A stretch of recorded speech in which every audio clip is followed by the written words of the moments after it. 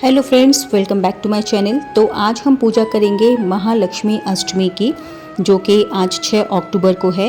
ये 16 दिन का व्रत और पूजा होता है। कई लोग पूरे 16 दिन करते हैं और कई लोग जिस दिन समापन होता है, जैसे आज 6 अक्टूबर को इसका समापन है, तो आज ही व्रत और पूजा करते हैं। भाद्रपद महीने में ये शुरू होता है। भाद्रपद शुक्ल अष्टमी को ये शुरू होता है और उसके बाद अश्विन कृष्ण अष्टमी पर इसका समापन होता है। 16 दिन की ये पूजा होती है।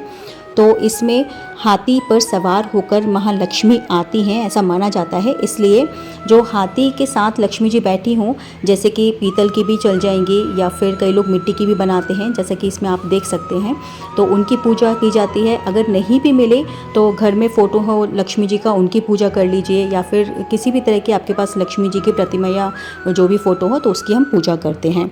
तो इसके लिए मैंने सबसे पहले आभूषण बनाए थे। जैसे सोना चांदी के आभूषण कहते हैं, तो मैंने बेसन और मैदा का प्रयोग किया था। तो इस तरह से उनके आभूषण बना लिए थे।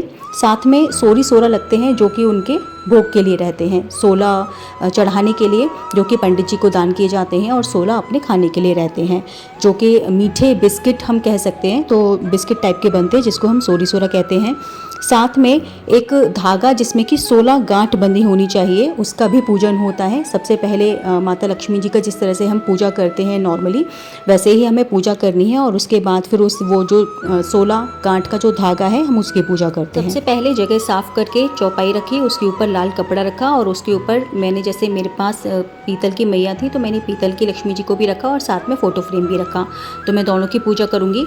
तो जिस तरह से अबीर, चंदन, रोली ये और अक्षत चढ़ाकर हम पूजा करते हैं मैया की, वैसे ही मैंने दोनों मैया की, गणेश जी की मैंने पूजा कर ली। पूजा करने के बाद मैया को मैंने आभूषण चढ़ाए। जो आभूषण मैंने बनाए हुए थे वो आभूषण चढ़ाकर, फूल चढ़ाकर, और हाँ, साथ में आपको दूबा ज़रूर लेनी है, क्योंकि गज लक्ष्मी है, हाथी पर सवार होकर लक्ष्मी जी आती हैं, तो हाथी के लिए हमें दूबा ज़रूर चाहिए होती है। तो वो दूबा चढ़ानी होती है। दूबा चढ़ाकर और उसके बाद फिर जो सोरी सोरा है उनका भोग लगाकर, और जो कथा होती है ऐरावत की, कुंती जी वाली भी एक कथा है, और भी बहुत सारी कथा हैं। तो जो कथा मैं करती हूँ वो मैं डिस्क्रिप्शन में मेंशन कर दूँगी, आप वहाँ जाकर भी पढ़ सकते हैं। और कथा करने के बाद फिर उसके बाद मैया की आरती करके, आरती करने के बाद फिर जो 16 गांठ वाला जो धागा था, उस धागे की भी प्रॉपर पूजा करनी होती है। जैसे उस पर भी जल चढ़ाकर, उसमें हल्दी कुमकुम वगैरह लगाकर उसकी पूजा करके, और जब पूरी पूजा संपन्न हो जाए और उसके बाद फिर उस धागे को लेकर अपने हाथ में बांध लिया जाता है। तो इस तरीके से ये पूजा कंप्लीट हो जाती है।